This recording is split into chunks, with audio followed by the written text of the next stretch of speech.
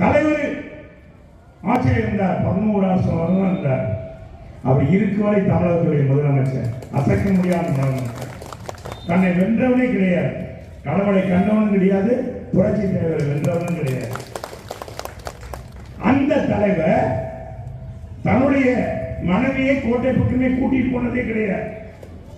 நோய்வாய்ப்பட்ட பிறகுதான் அவர் 87க்கு பிறகு, 84, 86க்கு பிறகுதான் குருக்களின் மருத்துவமனை போன பிறகுதான் மருத்துவ உதவிக்காக கூட கூட்டி செல்வார்.